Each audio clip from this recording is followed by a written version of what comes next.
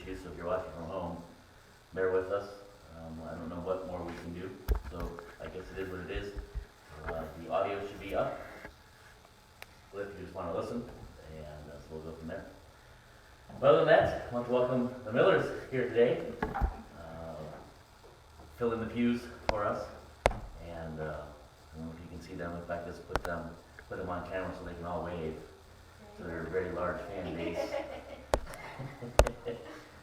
Well, we do encourage you, for those that are at home, to send in prayer requests or praises if you are interested in doing so, and we will get those again. Reply to Facebook or text either one of my daughters, because my wife and I won't get them on our phones. For those that are interested and have not yet been to a service, let us know if you'd like to get into rotation. We'd like to get more people involved if they are interested. And we're allowed up to 10. I'm hoping that will change here shortly. But at this point, we're up to 10. And we have signs that we're supposed to have posted. So if you come, don't be alarmed.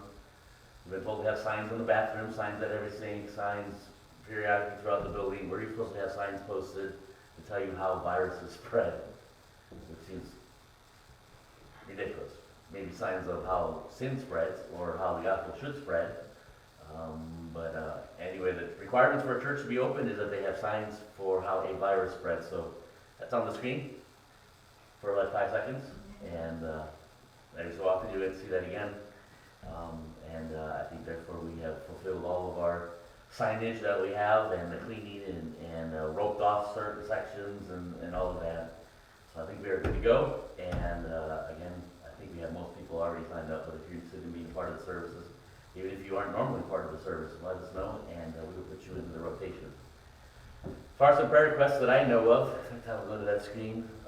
Nothing has changed on our app for this last week.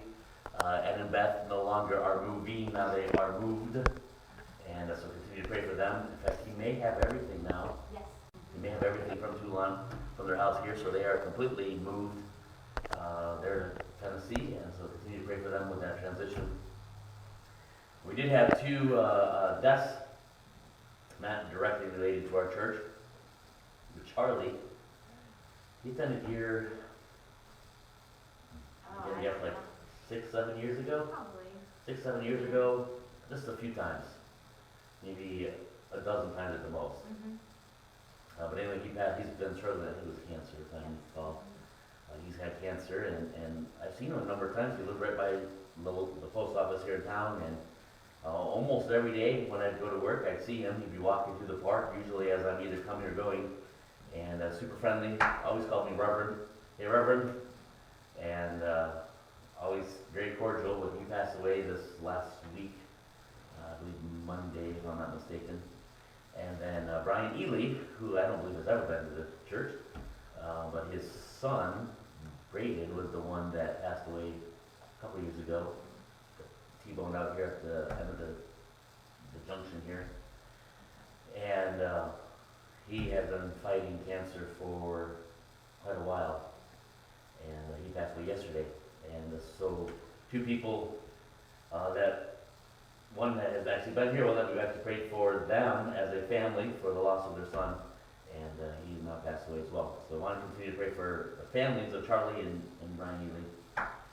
Brian Ely's father actually lives on our road over town, and so we need to pray for him as well. His name is Harold. But any other prayer requests that you know? I just need to update Larry back to Mayo. He's not at Mayo, and then he was told there'd be no more treatments at this point. So they're just facing, he won't get better. Yes. So it's end of life decisions and things like that. And so I do need to update that one. Correct. Word it differently. So Larry, for those that didn't hear, Larry on our prayer list is back home. He's not at Mayo, and not too much more they can do as far as medicine goes. But our God is always in control, and we go from there. Any prayer requests there? Anybody sending a prayer request that the internet would work today, or Yeah, that's our prayer. anybody else in the room?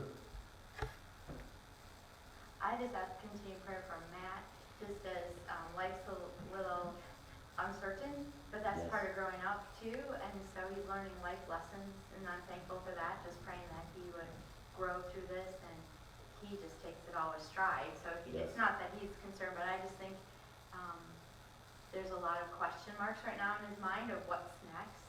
It's the camp. What's next is all we'll say. And so I just pray for him as he grows up through this. Yes. He, his truck has caused him difficulties ever since he bought it, and it continues to have difficulties. I think he lost a suspension recently, and they're trying to figure out how to fix that. And so keeping in mind he makes very little from the camp. He's been trying to save up money to buy a vehicle, and doing pretty well at saving up his money. But because there are no camps during the winter months, they provide his meals to an extent, except for the weekends. Sure. And then once camp starts, then he gets all of his meals provided for as the campers eat. And then on the weekends, I think they get just the abundance of leftovers and things that are still in the kitchen. But since they don't have camp now, he's on his own for all of his meals. And we talked to him, was it this last week? And the kitchen must have cinnamon rolls for everybody. They have cinnamon rolls. So two of his 3 meals are free cinnamon rolls, and then he has a hot dog for the other meal.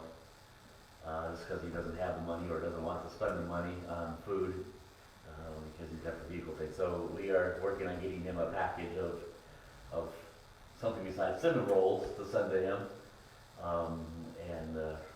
Because he doesn't have, unlike some, he does not have he doesn't have the availability of resources. I don't mean in the wallet, I mean above the waist. And so certainly pray for Matt, and certainly a lot of decisions for the camp. And it sounds like Matt said even him and his boss have been told that their jobs may be in question depending on how the camp season works out this year. So be good with that. Having said that, let's begin with the word of prayer. Dear Lord, we thank you again for who you are. I thank you for your goodness. I thank you for all that you are doing through each one of us, even through this growing curve, we'll say. I just pray that for this curve that it wouldn't flatten, that it wouldn't plateau, that we continue to learn of you, continue to grow in you, and continue to honor you. And I just pray that you would be certainly with Larry with the recent change in his prognosis. I just pray that you would give just clarity to any decisions that are being made, and as well just a peace that passes all understanding as they wait on you. And certainly this is all in your control, your time. And certainly we pray for the family of Charlie here in town and their recent loss here earlier this last week, and as well for the Ely family with the loss of Brian here just yesterday. I pray that you be with his wife and his 2 remaining children, I believe, and certainly even his dad, who's still alive. I just pray that you be with them during this time, even when they are not able to necessarily have the gatherings as they could at other times. And I just pray that you give them a grace that is always sufficient. We thank you for a salvation testimony from Brian, and I trust from Charlie, as I'm certain there. But I just pray that you be with the families as they find hope, as they look for hope, as they find reason, as they find purpose, and I pray that they find you through this. And we certainly do pray for the other requests that were mentioned, and pray for Matt, and certainly the uncertainty at this point with the job and all those details. I just pray that you would iron out the road ahead, and just open doors and close the ones that are in your control and your will. And we thank you for what you will do and how you will do it. In Jesus' name, amen. As far as, I guess, an announcement, we have an 8th grade graduate, and I would normally call her forward and shake her hand and give her a Bible. But our governor says no. But we will still have her come forward, and you'll get like all kinds of different camera angles. But I have your Bible 6 feet away from me if you want to come get it. And congratulate you on the completion of 8th grade. And high school yet to come. You are very welcome. That as well, with today being Memorial Day, I don't have a Memorial Day message, but we wanted to focus a little bit on that reality of Memorial Day and the sacrifice that's involved. I know this is a very different Memorial Day, we do want to remind ourselves of the sacrifice. And this, we have a short video, which is not what we say, not a Christian video. It's more of just a thankful nation video. We wanted to show it, just kind of direct our hearts, especially since we're not singing and won't have patriotic songs and all of that. And so if all works well.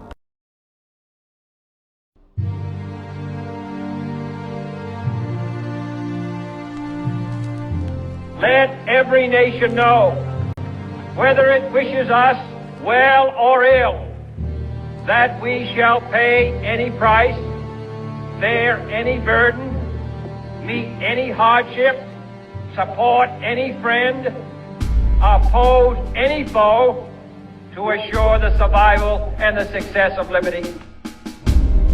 Freedom and the dignity of the individual have been more available and assured here than in any other place on earth. The price for this freedom at times has been high, but we have never been unwilling to pay that price.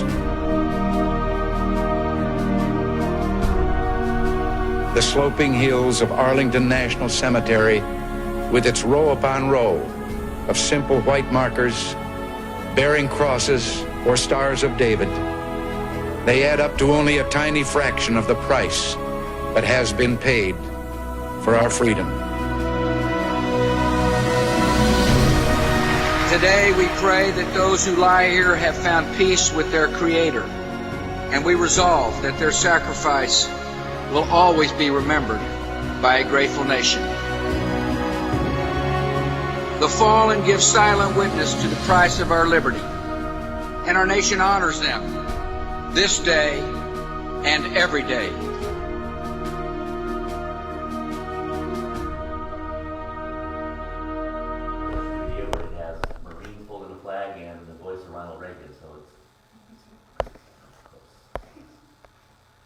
But as we normally do as well around this time frame, I shouldn't say normally, but as we have many times done, we want to kind of acknowledge those that have paid that ultimate sacrifice here. And we're just going to look at the last year.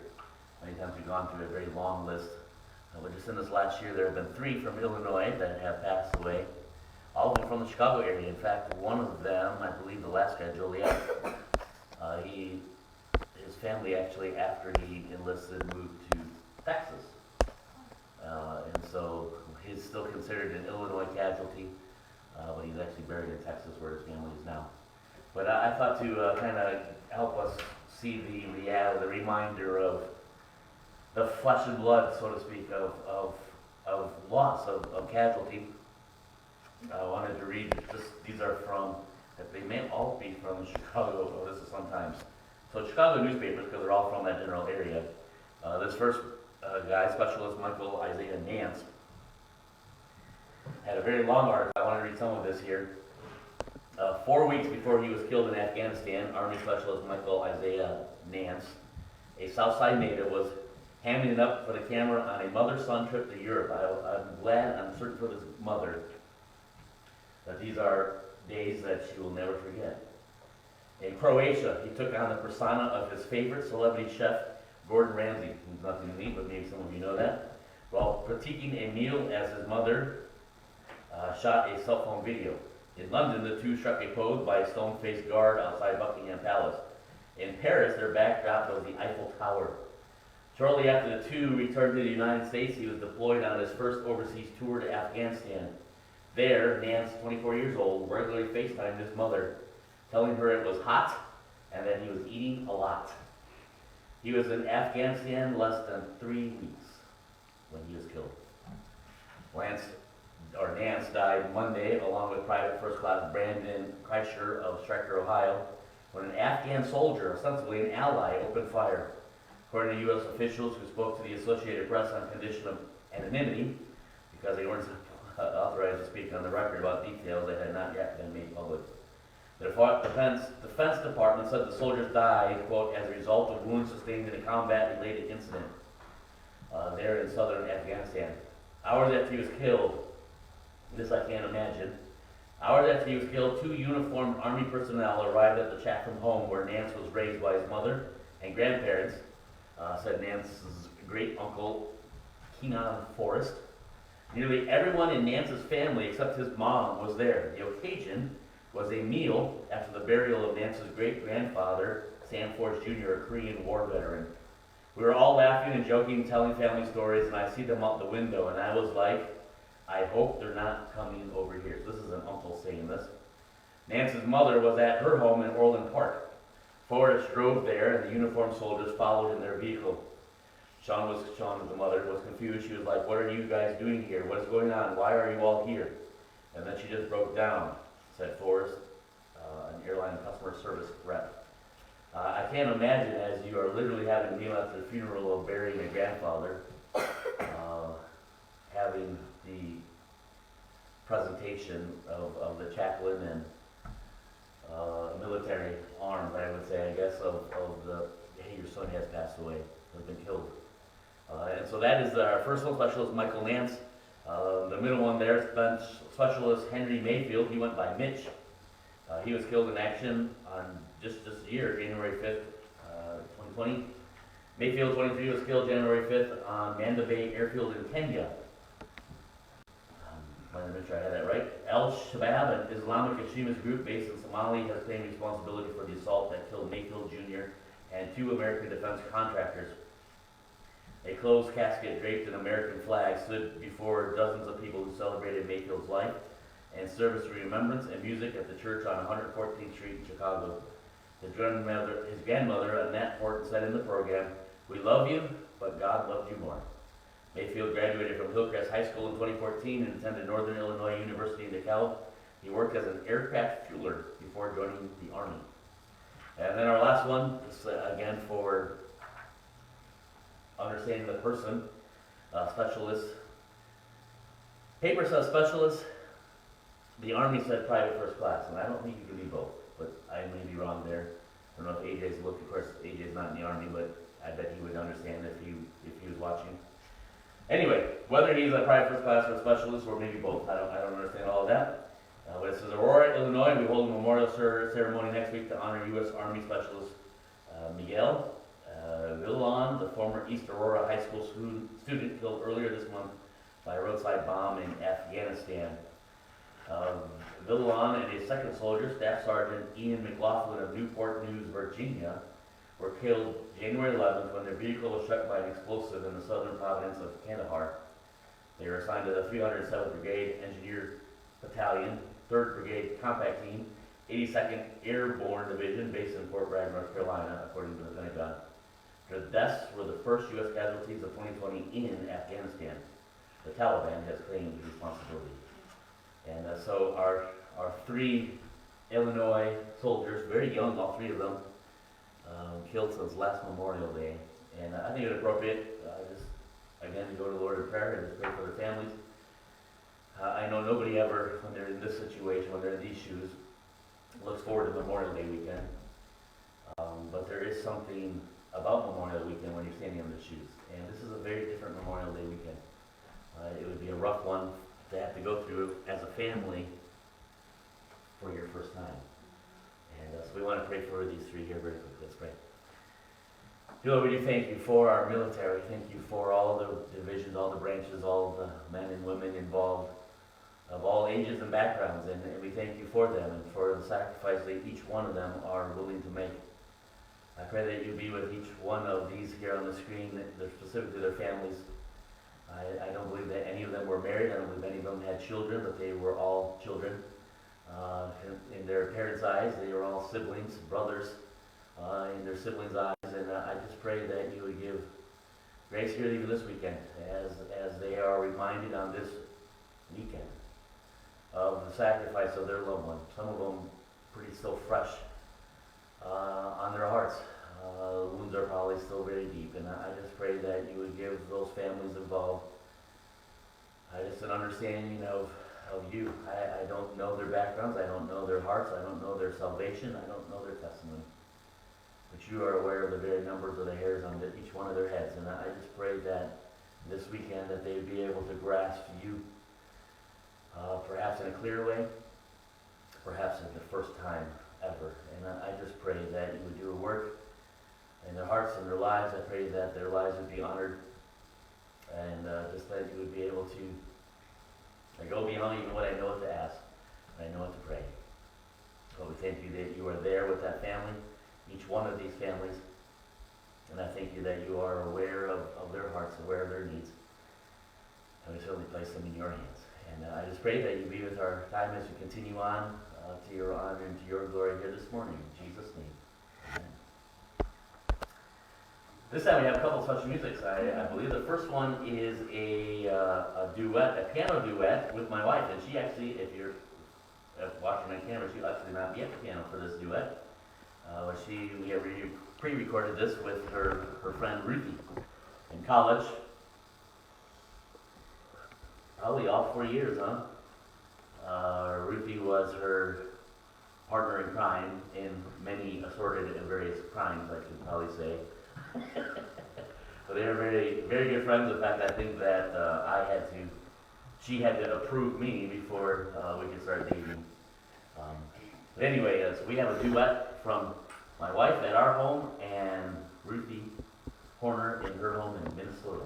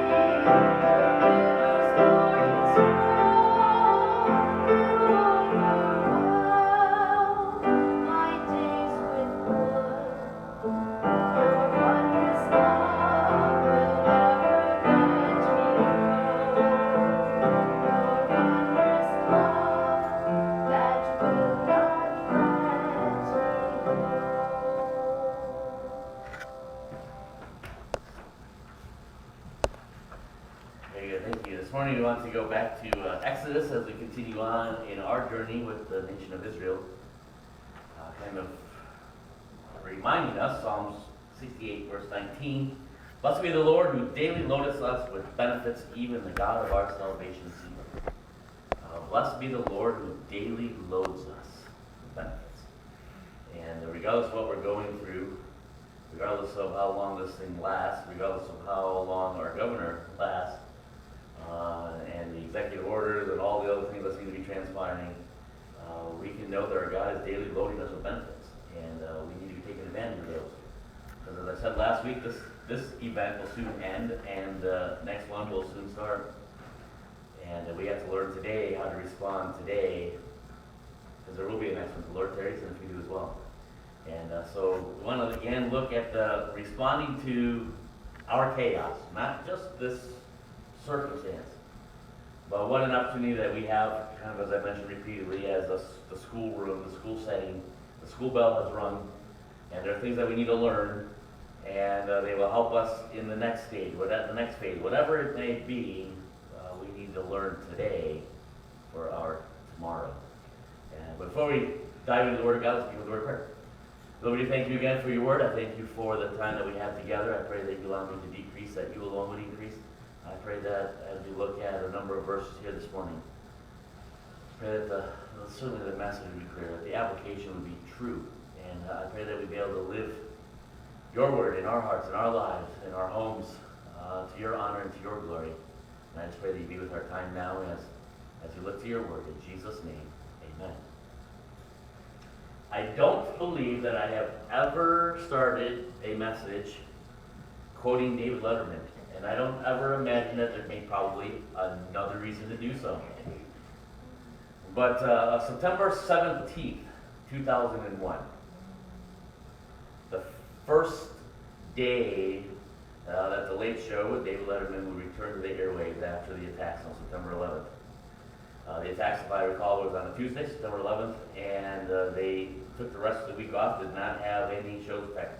I think pretty much all the television was just focused on what was going there on quote-unquote ground zero.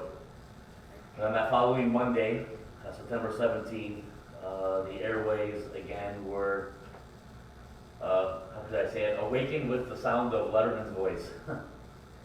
And obviously being recorded in New York City, they were pretty close to right there, right in the middle of it all. But let me read his opening monologue, and we may remember this, in fact, although it's getting to be quite a few years now. But here's what he said, and I quote, "If you've been watching and you're confused," let me just stop right there. It's interesting this first sentence could be said today with people today. Oh, let me pick up again. If you've been watching and you're confused and depressed and irritated and angry and full of grief, and you don't know how to behave, and you're not sure what to do because we've never been through this before, all you had to do at any moment is to watch the mayor. Watch how this guy behaved. Watch how this guy conducted himself. Watch what this guy did. Listen to what this guy said. Rudolph Giuliani is personification of courage. He's an amazing man and far better than we could have hoped for. To run the city in the midst of this obscene chaos and attack and also demonstrate human dignity. Who can do that? That's a pretty short list, Letterman says. And while there's no glory given to God and there's no mention of God at all in his opening monologue, I think the reminder is there for us as well. As I said last week, we'll have another one. Lord tarries, we're going to have another one. Whatever it might be. It might be a global pandemic, which obviously spans the globe. It could be an attack on our soil, again, like he's mentioning here. It could be a severe weather event in our area that kind of narrows in the focus. It could be another church fire, something that happens here in our church. It can certainly be a tragedy even in our own individual lives. From the global level all the way down to the individual level, each one of us, the Lord tarries, will have another circumstance that we're going to go through. I know at times it seems like this one will never end, but it will one day end. And one day, each one of us will face something else. And as is expressed by David Letterman there, the world is watching. The world is watching how we will respond, what we will say, what we will do, how we will act Will we show courage? Will we show our Christian testimony? Will we show Christ? Or what will we do what the rest of the world seems to be doing? Let me explain, as Letterman explains. To be in confusion and depression and be irritated and angry and full of grief and just completely lost on what to do or what to say. Will that be us, or will we be living the evidence of a God who directs our hearts and our lives and a peace that passes all understanding? We have an opportunity today to learn how to do that. And we must learn how to do that because, again, there will be another circumstance. There will be another event. Exodus chapter 14, verse 13 is where we left off last week. And it says, "And Moses said unto the people, Fear ye not, stand still and see the salvation of the Lord, which he will show you today. For the Egyptians whom ye have seen today, ye shall see them again no more forever. Fear not, stand still, watch." This morning we want to continue on with some things to know. And our first point, we can say number 3, we're following in the same outline, but our first one for today is we need to know the longevity. Several verses, I'll keep Becca's fingers going here this morning. Several verses we want to look at. James chapter 4, verse 14 says, "Wherefore ye know not what shall be on the morrow, for what is your life? It is even a vapor that appeareth for a little while and then vanishes away." Job 7:7, "Oh, remember that my life is but wind." Psalms 103, verses 15 and 16, "As for man, his days are as grass, and as flower of the field, so he flourishes. For the wind passes over it, and it is gone, and the place thereof shall know it no more." Peter seems to take that thought of the flower and of the grass, and in 1 Peter chapter 1, verses 24 and 25 says, "For all flesh is as grass, and all the glory of man as the flower of grass. The grass withereth, and the flower thereof fadeth away. But here's the comfort. The word of the Lord endureth forever. And this is the word which by the gospel is preached unto you." Now, the honest truth is, we know the verses from the Word of God. I don't know how well we can see that here in the building, but hopefully I can see it at home. We know the verses from the Word of God that talk about our entire lives being brief, being a short-lived event. But yet there are times I can honestly say, even in my own life, that we wonder if this virus will ever end. Will we ever get back to normal? Will we ever return to what we once had? And as I consider our new normal, as we're being told will be, I don't know if anybody else saw the governor's, it was last Monday. Early last week, in his daily briefing at 2:30, he had another doctor on with him, and she was a female, as she's normally that way, and she had great energy. She was super excited, excited about life, and excited about whatnot, and she was explaining the importance of wearing a mask, and she said something along these lines: one day, wearing a mask will be like wearing pants. And my first thought was, you didn't just go there. My second thought was, I hope not. You know, the reality is, and probably I've said this too many times since then, probably only my family has heard it though, but the reality is that the first 20, 30, 40 years of my life, I have worn pants every day. And whereas this whole mask thing is certainly a new thing. And it seems like as they're discussing, especially here in Illinois, the reality of, I'm not sure if our governor will ever allow us to be showing our faces again here in the state. We wonder how will we ever get back to what we once had?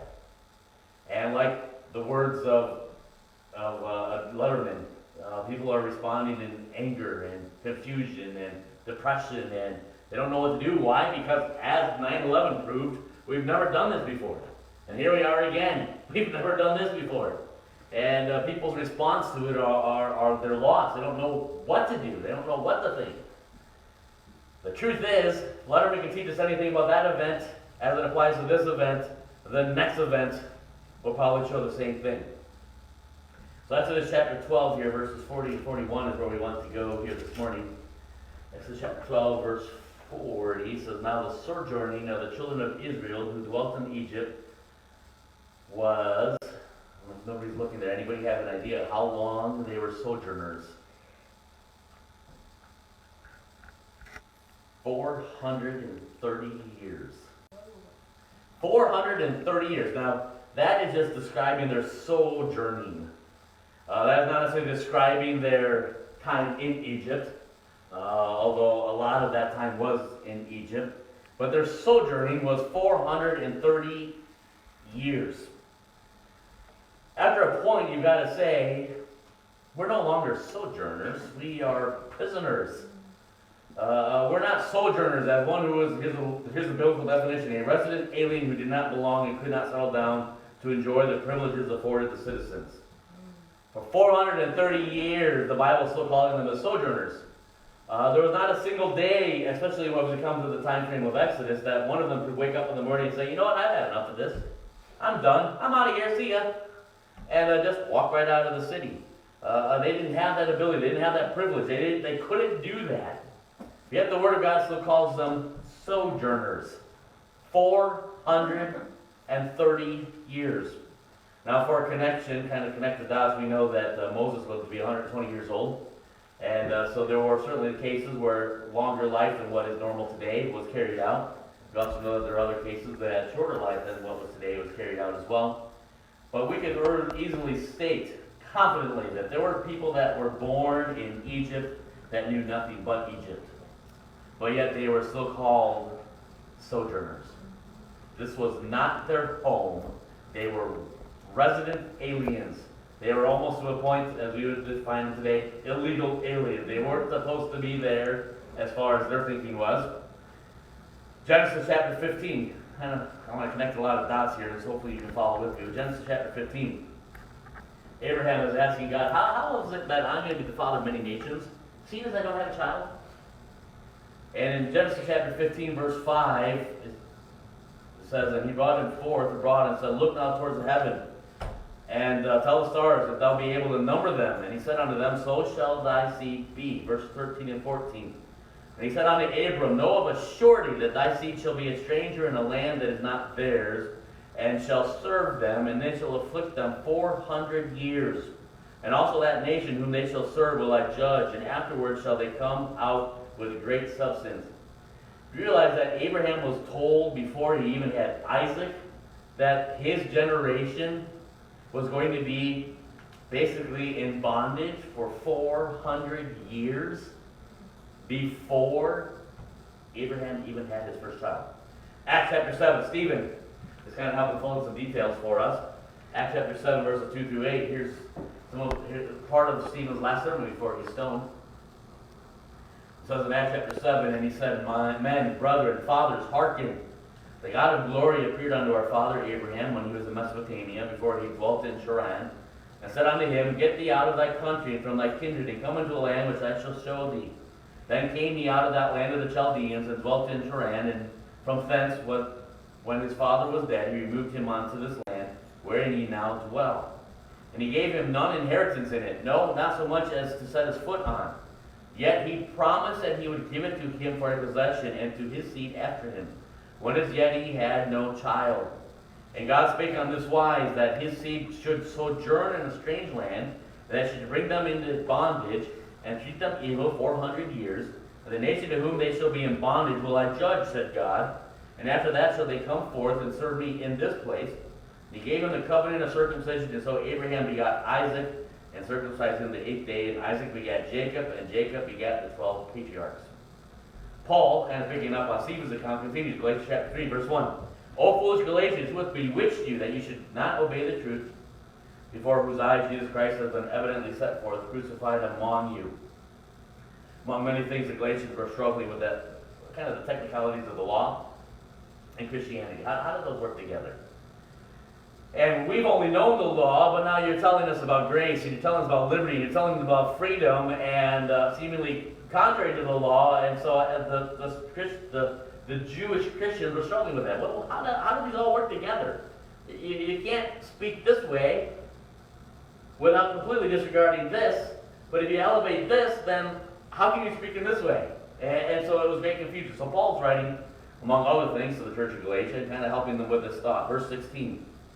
Now to Abraham and his seed were the promises made. He saith not, and to his seeds as of many, but as of one, and to thy seed which is Christ. Verse 17. This I say, that the covenant that was confirmed before of God in Christ, the law, which was 430 years after, cannot disannul that it should make the promise of none effect.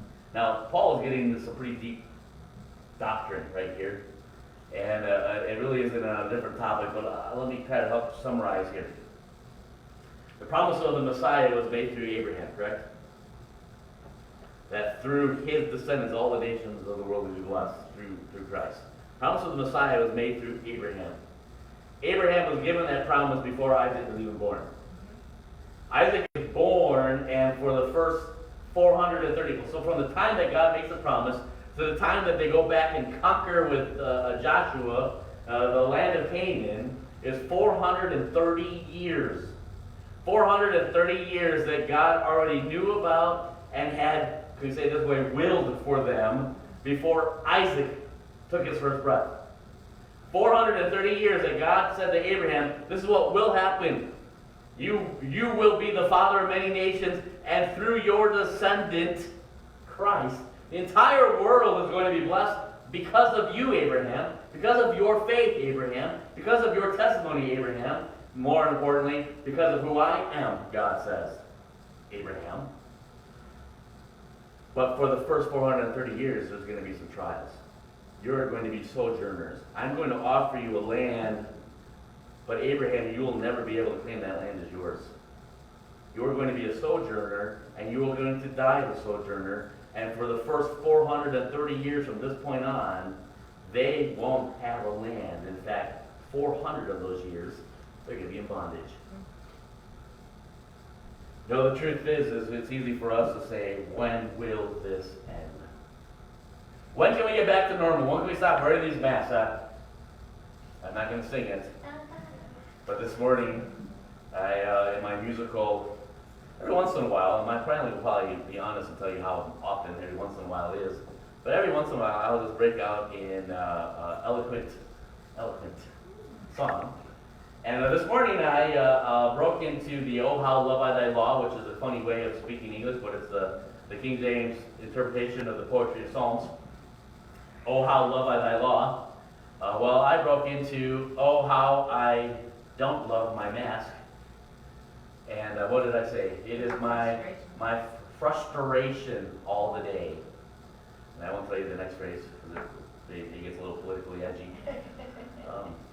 But anyway, you know, as we look at life today, sometimes we realize that this is not how we wanted it. This is not what we thought. This is not what we desire. It's not what is right. And again, this is going to end, and we're going to face something else. And in that scenario, we're probably going to be saying the same thing. This is not what I want. This is not what I desire. When will we get back to normal? And when that one ends, if the Lord tarries and we do as well, I can guarantee you we will face another one. For as the sparks fly upward, man is born for adversity. We know that there's going to be another one. If our life continues on, there's going to be another. I don't say that to discourage us.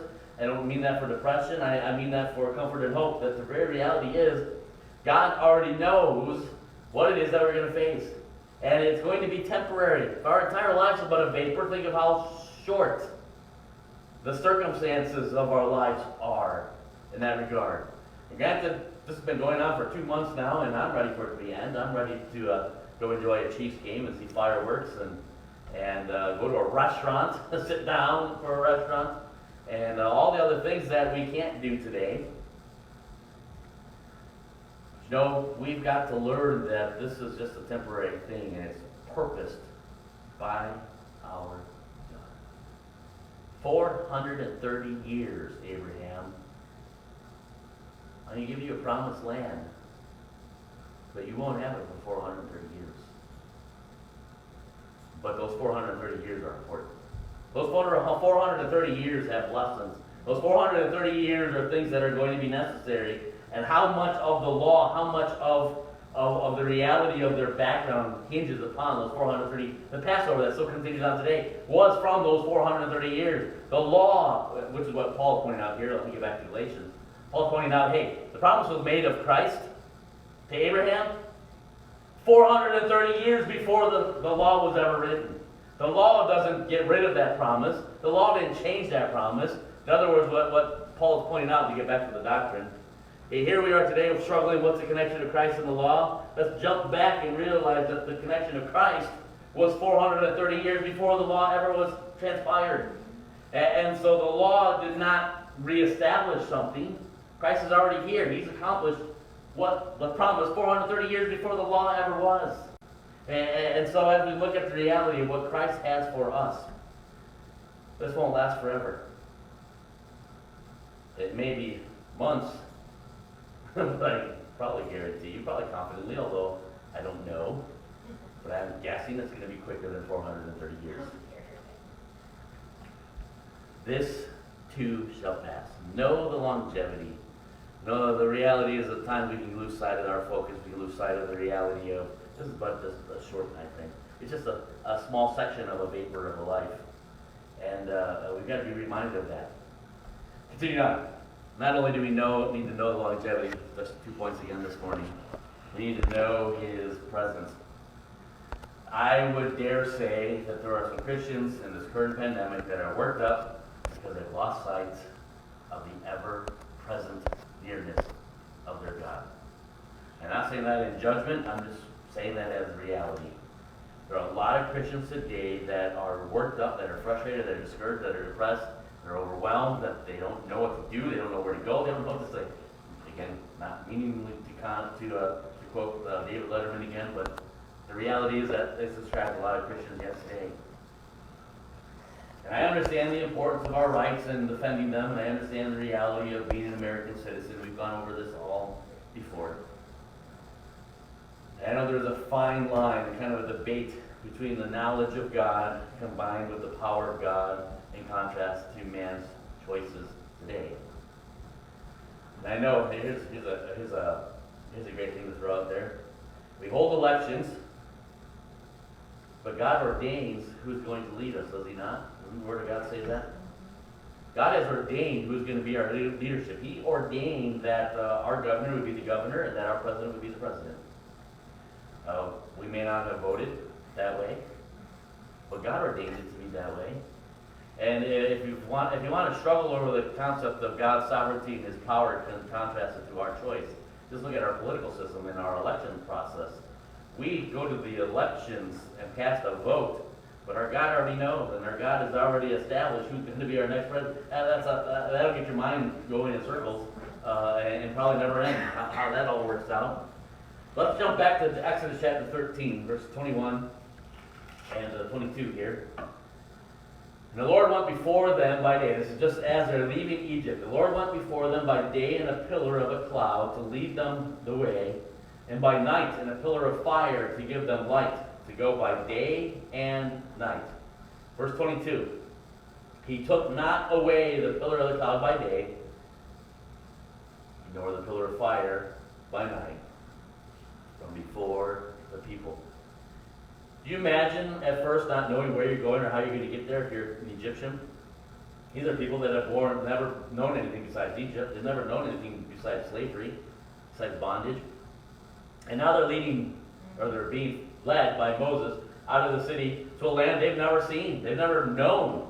Now perhaps by tradition they've been told of this promise to Abraham and that there's a land out there somewhere, but their mind is just here. Now, a kind of interesting reality, Egypt is a very, at least especially back then, was a very fertile area. It was a very green area. It was a farmer's paradise, so to speak. It had plenty of water and really had no need ever for rain even. It was just an ideal scenario right there in Egypt. You get outside of Egypt, suddenly you're in the desert, you're in the wilderness. And there's not a lot of vegetation, there's not a lot of life, a lot of green. You are leaving an area of farming to a land of herding, of more of a pastoral, meaning a shepherding of flocks, those types of areas. And so as you're leaving Egypt, now you're going into an area that they have never seen before.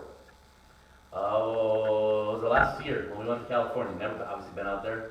There's a lot of areas of California, especially that we drove through, that are nothing like Illinois. Up in into the top of the mountains, there between Arizona and California, where the rocks of these mountains were bigger than our van. And just amazing, and nothing, no green at all, ever. in certain areas. And then as we were traveling, just kind of a two-lane, kind of a Highway 17 of California, and to find that, I forget what it was called, but this in the middle, not anywhere near the ocean yet, but just acres upon acres upon acres of, perhaps thousands of acres of sand, nothing but sand. Literally, the road is that in many places they had to have plows to plow the sand back off the road because there's just so much sand and nothing to stop the sand from blowing. Areas of the country, I would say, of the world that I had never seen before with my eyes and would never have imagined had I not literally driven through it. Well, here these people are going into an area of their world that they had never imagined before. We have lived in some area that is plush with life and green and vegetation and I guess you could compare it to the Midwest. And now we're heading into the deserts of Arizona, and this is very different. This is very frightening. But we have a promise here at the end of chapter 13. What was that promise? God ultimately saying, I will not leave you nor forsake you. Every morning you can look up, and I will be right there in that cloud leading you. Every night, look up. There'll be a pillar of fire. You're not going to be able to see the clouds at night, but you'll see a fire in the sky. That will be me leading you. What a promise of hope that they have here in Exodus chapter 13. The very reality that day after day, night after night, day after day, the Lord is going before them. In Exodus chapter 13 as well, it mentions that there's 600,000 men are leaving on foot. So this is a rather large group that are being led by a pillar of cloud and a pillar of fire, ultimately the very presence of our God. Exodus chapter 14, verse 2, then we pick up, speak unto the children of Israel, that they turn and encamp before, and here's some wonderful cities that they don't even know where it is anymore. Pi-hahiroth, between Migdol and the sea, over against Baal-Zephon, before it shall ye encamp by the sea. Now there's something very interesting here, and I'm going to try to explain it briefly, but hopefully long enough that we can figure out what's going on. They are leaving Egypt. They're heading to the promised land. None of them know where that is. In fact, Moses has not been there. Abraham used to live there, but it wasn't his. Remember when Abraham goes to offer Isaac? Isaac was offered literally what would become Jerusalem. He was offered on the mountain that would become Jerusalem. Abraham sojourned right there in the promised land, but it was never his. We have the drought. Well, let me back up. Abraham has Isaac. Isaac has Jacob. Jacob has many. One of them being Joseph. Joseph is sold into slavery. You know where Joseph goes to find his brothers? He goes, if we can look at the nation of Israel now as it is, the very southern border is where Jacob was living. He has to go literally right through Jerusalem, what will become Jerusalem. He goes right through Jerusalem to get to where his brothers are. And then his brothers sell him, and he goes right back almost along the same time frame. It's assumed maybe that they took the greater highway that was gone by the Mediterranean. But he goes back down the Mediterranean, basically right past, within miles of Jerusalem, into Egypt. And that's where his offspring then begin to grow. The Egyptians begin to get concerned. Hey, there's a lot of them. We got to do something about it. Their answer was, let's enslave them. 400 years they're enslaved. Now they're going back to the land of Abraham, Isaac, and Jacob, of which they've never seen, but most assuredly have heard of. At this time, to take it as theirs. Now, when you realize then that as they're on their way out, verse 2 is saying that they turn. Let's say it this way. I'm not using these cities as a means to depict any connection here, but let's say Wyoming, Illinois is Egypt. And Moses is leading us out of Wyoming, and we come through Tulane, and we are heading towards Kewaunee. Now, the promised land in this case, I guess if we're going to go through Kewaunee, means somewhere like Wisconsin. But we've got to go through Kewaunee to get there. Again, these are just for the sake of our point. They get to Kewaunee, and then, as it says in verse 2, he tells them to turn. And ultimately what he is telling them to do is to turn back and go to Tulane. We've already been there. We got to turn back and go back. They get back to Tulalan. In fact, he tells them, go back to Tulalan and camp there. All right, we've been there before, but we'll go back. We're going to go back to Tulalan. We're going to camp there. Now they are closer. What is closer to Wyoming, Tulalan or Kewaunee? Obviously, Tulalan is. So they were farther from Egypt. God turns them. How is he leading them? By fire and cloud. God turns them through the direction of Moses, but as well, the fire and cloud are turning with them. And they go back to, we'll say, Tulalan, closer to Egypt, and the Egyptians are now closer to them as they're coming before them. For the Egyptians' mindset, they're saying, obviously beyond Kewaunee is great wilderness. We'll say Elmira is the sea. This way are the mountains. Brimfield are the mountains. And so there's only one place for these nation of Israel to go, back to Egypt. The Egyptians are going to remove any other options and take them back to Egypt with them. Just step into their shoes for a moment and realize that God has turned them back to put them back where they were already. Ultimately, perhaps even closer to the Egyptians that are coming for them, and tells them to sit. And it's in this spot that, as I read last week, I just lost it again here. Watch, what were the 3 words? For the verse. Anybody know where the verse is? I've lost it. Oh, verse 13. Moses said unto the people, fear ye not, stand still and see the salvation of the Lord. Let's stand in their shoes for a moment. You've just turned me back. This cloud that is going to lead me has just turned me back to where I've already been. And it is now that you tell me to fear not, stand still, and watch.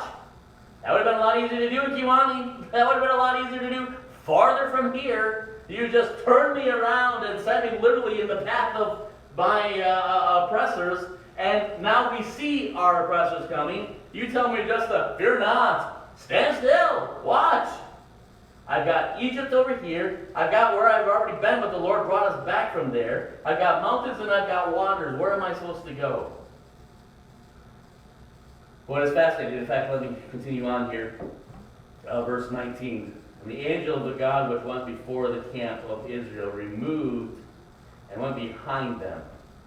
And the pillar of the cloud went from before their face and stood behind them. And it came between the camp of the Egyptians and the camp of Israel, and it was a cloud and darkness to them, but it gave light by night to these.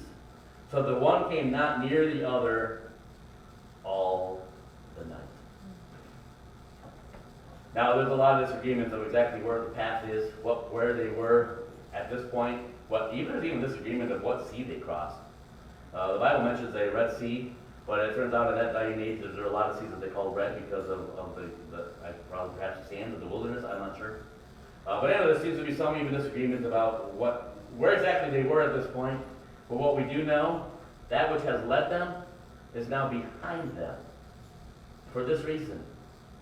So they can continue to sit, learn how to fear not, learn how to stand still, learn how to watch, while the Egyptians had no idea where they were.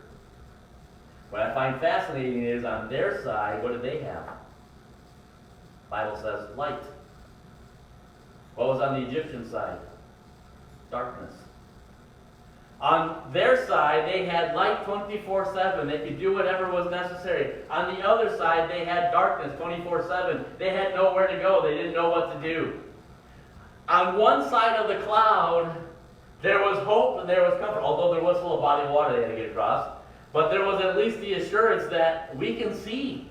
The other side of the cloud, they couldn't even move. They were stopped in their tracks because they couldn't see the light from the darkness. They couldn't see the day from the night. It was complete darkness for them. It gave light to those on one side. The other side was dark. Can I kind of just point out in closing? If God is going to lead the children of Israel by this means, remind them of His ever-presence, and He's told us in the New Testament time frame that He would never leave us nor forsake us. Therefore, we ought to know that wherever we are, whatever circumstance we go through, we ought to know that what? Our God is there. I know that sounds trite, that sounds simple, that seems to be overlooked. That's something that we don't need to be having a whole sermon about. But here's the truth. When we're going through times like these, be this one, the next one, the last one, whatever it is, when we're going through times like these, sometimes all we can see is what? Darkness. When we're going through times like these, sometimes we can't see our God because all we see is chaos, confusion, darkness. Now sometimes I think that as we're going through times like these, we have so fought against our gods leading us to teach us how to fear not, stand still and watch. That we have resisted him to the point, again, here we go to the reality of God's sovereignty and his knowledge in contrast to our choice. But we resisted him to the point that we've fought him that now we're on, to use their connection, we're on the other side of the cloud. In other words, this very moment should be means that we could be able to have an assurance of his presence. But instead, all we see is confusion and chaos, and we're lost, and we don't know what to do, we don't know what to say. Again, what Letterman said about our nation. We don't know what to do, we don't know what to say, we don't know how to get through this. We're confused, we're depressed, we're discouraged, we're defeated. I just reminded us how the Egyptians felt at that very moment. The nation of Israel had constant light. The nation of Israel had the Lord leading them. The nation of Israel had Moses standing before them, saying, all right, you want to watch something? Watch what happens when I stick my rod out over this water. You want to see what God will do? Watch this. You want to know what it's like to cross this body of water on dry ground? Just a moment. You will see this. The Egyptians were the ones that were completely oblivious to all that was going on. They were the ones in confusion. Wait a minute, why is it so dark? What happened to the sun? Where did the sun go? There's such a heavy cloud that they couldn't see the sun for that entire time frame. While the nation of Israel, even in the middle of the night, is crossing in light, in hope, with direction, with assurance that their God was still there. Because while God had been leading them in front, now he was standing behind them to keep their enemies from them. And again, I believe there are times in our lives that we become so resistant. I don't know what it would be like to be their family. I can't imagine what it was like. And obviously with AJ in the military, I can't imagine that scene. I can't imagine two military-dressed people knocking on our door. I can't imagine what they're going through, and this had to be their darkest hour. But even in the darkest hours, if we can keep our focus on an ever-present God, there is always light. Even in the darkest time frames, when our eyes are on our God, there is always hope. There is always direction. There is always a forward movement. Here's where we are to go. And it may involve some amazing things, at least. Fear not, stand still, and watch God do this. Watch what he is going to do. While those on the other side of the cloud are in confusion of, why can't we see a thing? Know the longevity, but most importantly perhaps, know his ever-presence in our life. It might not just be for COVID-19, but whatever it is that we're going to face next, we're bound to find ourselves on the wrong side of the cloud. We just need to remind ourselves, when I find myself in chaos and confusion and darkness and discouragement, it could very well be I've resisted so much that I've stopped fearing not. That's double negative. Stop fearing not. And I've stopped standing still. And I've stopped watching what my God will do. And in my plan, in my conclusion, in my answer of resolving this, I realize now I'm on the wrong side. I'm on the wrong side of this cloud. Let's see where the light is. Let's see where he's directing me. Let's, again, learn. Responding to our chaos. Okay. Lord, we thank you again for your word. I thank you for, again, the example of nation of Israel as they're heading out to a land that they don't know, but a land that they've been promised. I pray that you would challenge our hearts, our lives, as we learn to follow in your life, follow in your steps, follow in your guidance, and that we live out such lives that as others watch us through our tragedies, through our chaos, through this, that the world will be able to see those that are showing courage, that are showing hope, that are showing confidence in you. That you will be glorified, not us. And I pray that you would just remind us of those opportunities as we're reminded of the simple brevity of this problem, but as well we're reminded of the ever-promised presence of our God in this problem. And we thank you for that. In Jesus' name.